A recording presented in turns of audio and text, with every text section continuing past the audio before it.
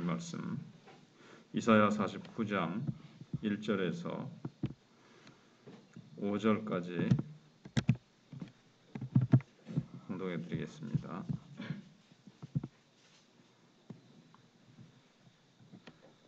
섬들아 내게 들으라. 먼 곳 백성들아 귀를 기울이라.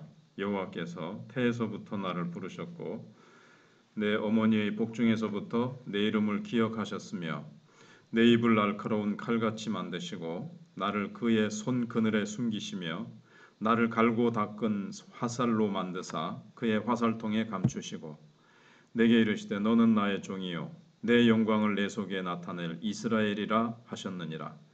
그러나 나는 말하기를 내가 헛되이 수고하였으며 무익하게 공연히 내 힘을 다하였다 하였도다. 참으로 나에 대한 판단이 여호와께 있고 나의 보응이 나의 하나님께 있느니라.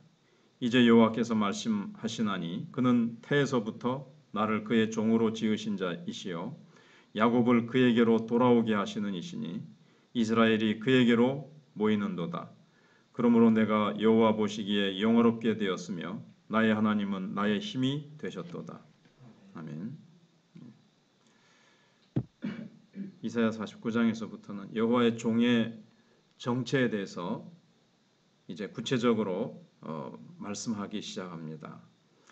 우선 유다 백성들의 어려움은 무엇이겠습니까?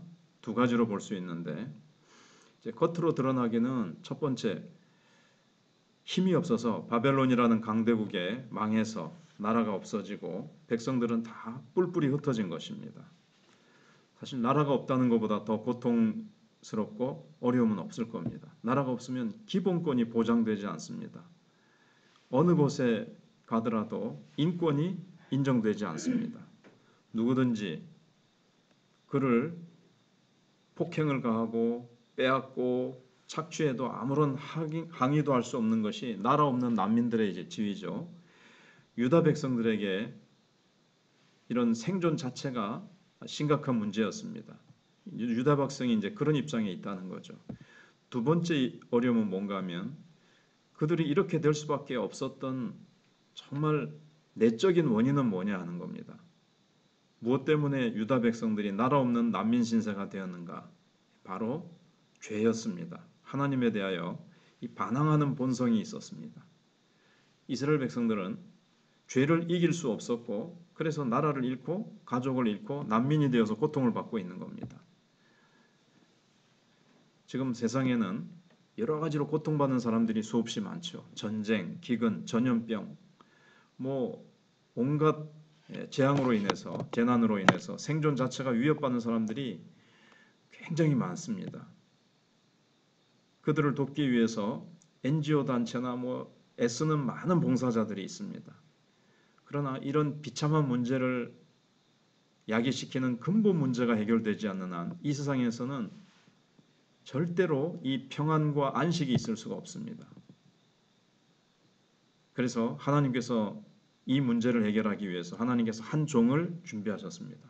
그러니까 바벨론에 포로잡혀가서 인권을 잃어버리고 방황하고 고통당하고 있는 이스라엘 백성들은 사실은 죄로 하나님을 떠나서 고통당하고 있는 모든 인생들을 지금 대표하고 있는 겁니다. 그래서 여기 49장 1절에 섬들아 내게 들으라. 먼 곳 백성들아 귀를 기울이라. 여호와께서 태에서부터 나를 부르셨고 내 어머니의 복중에서부터 내 이름을 기억하셨으며 이제 이사야서에 나오는 이 섬들은 예루살렘에서 복음으로부터 가장 멀리 떨어져 있는 사람들을 이제 상징합니다. 옛날에는 이 교통기관이 발달해 있지 않기 때문에 섬에 있는 사람들은 섬 밖에 있는 소식을 들을 수가 없어요. 그것을 지금 상징하고 있는 겁니다. 하지만 이제는 아니라는 거예요. 하나님께서 이 땅에 존재하는 인간들 가운데 어느 곳에 있는 사람들이라 할지라도 하나님께서 이 복음의 소식을 듣게 하시겠다는 말씀입니다. 그래서 섬들아 들을지어다. 그러면서 하나님께서 한 종을 세우셔서 그 종을 통해서 복음을 듣게 하시고 이 복음으로 말미암아 인간의 근본 문제인 죄를 해결하시겠다는 겁니다. 그래서 하나님께서 한 가지 특별 임무를 띈 한 사람을 세우시고 이제 보내시겠다는 겁니다. 여호와께서 태에서부터 나를 부르셨고 내 어머니의 복중에서부터 내 이름을 기억하셨으며 내 어머니의 복중에서부터 내 이름을 기억하셨으며 내 이름으로 말씀하셨다. 특별한 한 사람을 하나님이 구별하셔서 보내시겠다는 겁니다. 이분이 바로 이제 메시아 그리스도지요.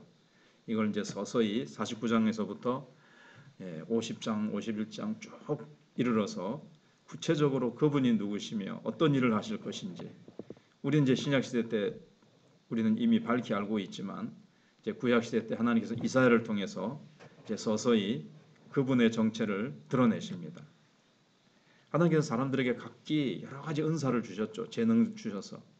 그 사람들이 모여서 별의별 걸 다 만들어내고 별의별 어려운 것 문제를 다 해결합니다.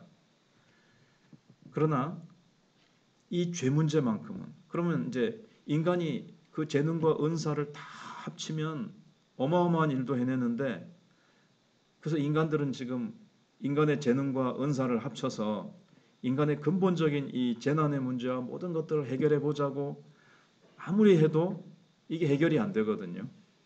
특별히 이 원인이 뭔지를 인간들은 잘 아직도 몰라요. 죄 때문에 이 모든 재난이 오는데 근데 이 죄 문제는 인간의 근본 문제는 인간이 모든 재능과 자기들의 은사를 합쳐서 그러면 해결할 수 있느냐? 이게 이제 인본주의 사상이죠. 이게 공산주의 사상이고 유토피아 사상이고. 근데 안 되거든요. 그러니까는 만약에 된다면 하나님께서 이런 특별한 종을 예비하셔서 보내실 필요가 없습니다. 너희들이 그러면 너희들의 재능과 은사로 한번 해결해 봐라. 이렇게 하면 될 텐데. 그래서 이사야의 중요한 사상이 뭐냐면 이사야서에 나타나는 사상이 우리를 돕기 위해서 우리를 구원하시기 위해서 하나님께서 자신의 아들을 보내셨다는 겁니다. 우린 이게 이해가 되지 않습니다. 이 세상의 어려움을 해결하기 위해서 굳이 하나님의 아들이 오셔야 될 이유가 있느냐 하는 겁니다. 있다는 거죠. 능력 있는 사람이 아무리 모이고 영웅 호걸이 아무리 모이고 이 세상의 자본을 다 끌어다가 투자를 한다 할지라도 인간의 근본적인 어려움은 해결할 수 없다는 겁니다. 그래서 인간은 자신들의 모든 잠재적인 능력과 자원을 다 쏟아부으면 해결할 것 같아도 이게 이제 해결되지 못함이 다 증명이 됐죠. 철학도 공산주의 사상도 어떤 이데올로기도 인간의 어떤 과학적인 힘도 인간을 어려움을 해결하지 못하고 있습니다. 인간의 힘으로는 절대로 해결되지 않는 한 가지 문제, 바로 죄 문제입니다. 이 인간의 하나님을 저항하고 이 삐뚤어진 마음을 고치는 일은 인간에게 주어진 재능과 은사로 되지 않습니다. 이 부분을 고치려면 인간을 만드신 하나님이 직접 오셔야만 합니다. 직접 오셔서 우리를 책임져 주셔야 하고 고쳐 주셔야 됩니다. 이것이 안 되면 인간은 절대로 죄의 감옥에서 나오지 못하고 흑암의 세력에서 벗어나지 못합니다. 그래서 예수님만이 이 땅에 오셔서 우리의 죄 문제를 해결하실 수가 있고 우리를 죄와 사망의 감옥에서 꺼내 주실 수가 있습니다. 그래서 예수님을 하나님께서 준비하셔서 2절부터 보시면 내 입을 날카로운 칼같이 만드시고 나를 그의 손그늘에 숨기시며 하면서 쭉 나옵니다. 3절에 너는 나의 종이요 내 영광을 내 속에 드러낼 이스라엘이라. 예수님이 참된 이스라엘이시거든요. 그래서 앞으로 이제 또 4절 5절 쭉 해서 말씀을 생각해 보면서 예수님이 하실 일들에 대해서 구체적으로 이사야가 벌써 예수님 오시기 600년 전에 예언한 이 내용이 너무나도 구체적으로 벌써 600년 전에 눈으로 보는 것처럼 예수님이 장차 오셔서 어떤 일들을 하실 것인지 말씀하고 있는 것들을 우리가 보게 될 것입니다. 하나님의 아들인 예수 그리스도께서 바로 나의 근본적인 문제를 해결하시기 위해서 이 땅에 직접 나와 같은 모습으로 내려오셔서 죄 문제를 해결해 주셔야만 됐던 나의 이 죄 문제 그리고 예수 그리스도의 그 은혜 예수 그리스도를 보내어 주신 하나님의 그 사랑을 우리가 또 더 깊이 생각해 보는 그런 시간들이 되시기를 바랍니다. 기도하겠습니다.